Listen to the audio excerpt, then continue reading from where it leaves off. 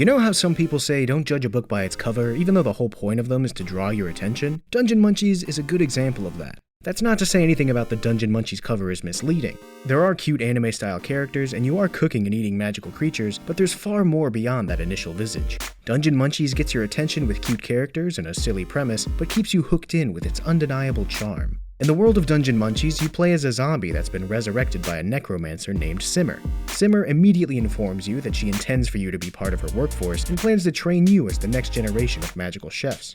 The goal of your training is to learn Simmer's cooking techniques, escape the dungeon you're trapped in, and use your knowledge and freedom to provide good food to the world. You also meet her other minions who share their enthusiasm of being the undying workers for a boss that definitely isn't exploiting their labor for personal gain, and set off on a journey to collect ingredients and recipes.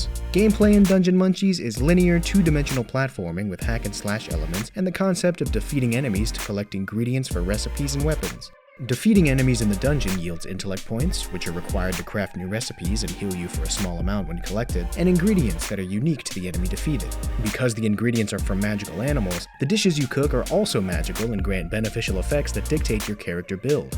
Some dishes increase your damage output with specific weapons, or grant additional abilities like special attacks or increased movement speed. Most magical dishes are represented on your character model in some way, adding a cosmetic component to each dish as well. Your stomach contents act as your loadout, and you're able to equip up to 7 dishes and a primary and secondary weapon. Combat consists of attacking with your primary and secondary weapons and rolling or dashing to avoid damage and environmental hazards. There are several weapon types that altogether account for almost every playstyle, with melee weapons, bows and guns, and magical stabs. The wide selection coupled with the various dishes you could cook allow the player to craft their preferred build and strategy. One thing that isn't incredibly clear is that crafting dishes and weapons does not consume the ingredients that are used. You do need to obtain the minimum specified number of ingredients, but once you craft a weapon or cook a dish, you are free to equip them as needed to experiment with different combinations. As you progress through the game, you obtain more recipes and the ability to spend intellect points to upgrade recipes, improving their effectiveness. There are also boss fights that blend elements of the bullet hell genre into the gameplay. These fights are structured such that each boss has empowered phases when their health is depleted that alter their typical attack patterns. When entering one of these phases, an image of the boss is shown in the background and their health bar is replaced with a white bar that ticks down over time.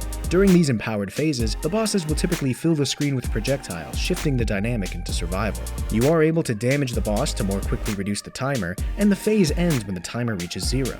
There are some instances where completing empowered phases grants you intellect points and provide a means of healing during the fight. Most bosses have 3 of these timed phases, with the third typically being the last stage of the boss fight. Occasionally, these final sequences are difficult to parse and feel like they refuse to end, but nothing ever felt like an insurmountable obstacle.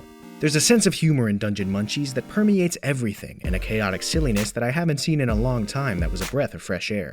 Almost immediately, it's very apparent that the world of Dungeon Munchies is fully aware of its absurdity, with elements of the UI being anthropomorphized, such as your magical walk, and your inventory being a discarded plastic bag. Many inhabitants of the dungeon are sentient plants and vegetables, but they will often have conversations around very real and serious themes. In fact, thanks to that self-awareness, there's a juxtaposition of serious subject matter and ideas with the whimsy of characters being sentient vegetables that actually strengthens the world of Dungeon Munchies to great effect. Dungeon Munchies also does a lot to push the two-dimensional pixel graphics as far as it can, with all cutscenes and dialogue handled with character portraits and a text box. Despite this constraint, each character is expressive and unique, and their personalities shine through thanks to the excellent writing and art direction. Through the smart use of static images, dialogue, and background design, Dungeon Munchies is able to convey a range of emotions and character identity that creates a compelling narrative experience that some titles struggle to achieve.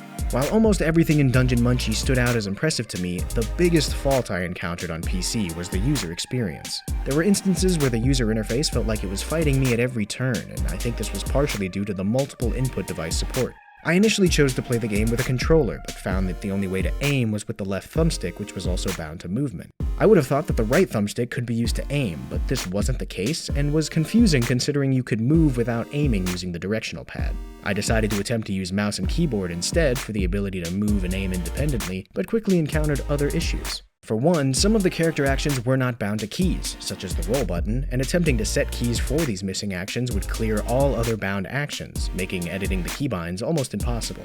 There were also cases where when selecting weapons with mouse and keyboard, the game would get stuck thinking the secondary attack button was being pressed, resulting in my secondary attack constantly being fired. Due to these issues with mouse and keyboard, I decided to stick with using a controller and did eventually get comfortable with the controls. However, I quickly found that some menus were difficult to navigate because even though the game hides the mouse cursor when using a controller, it still respects and knows where the mouse cursor is located on the screen. As a result, when using the controller, it felt like the game was trying to assume where I wanted to go, moving the selection cursor into submenus and making menu navigation clunky and confusing. I did eventually get around this issue by making sure to move the mouse cursor out of the middle of the screen before connecting my controller, but the whole ordeal certainly soured my first few hours with the game. Despite small hiccups at the start of the game with controls, Dungeon Munchies quickly pulled me in with its endearing characters and compelling narrative. What is initially presented as a silly game with cute anime characters quickly develops into a more complex narrative that expertly juggles the absurd with more serious themes neatly tied together with humor. While the gameplay isn't the most impressive example of two-dimensional platforming, it's still tight and responsive with a well-paced progression that keeps things interesting for the entire playtime. Thanks for watching, take care, and remember, keep having fun.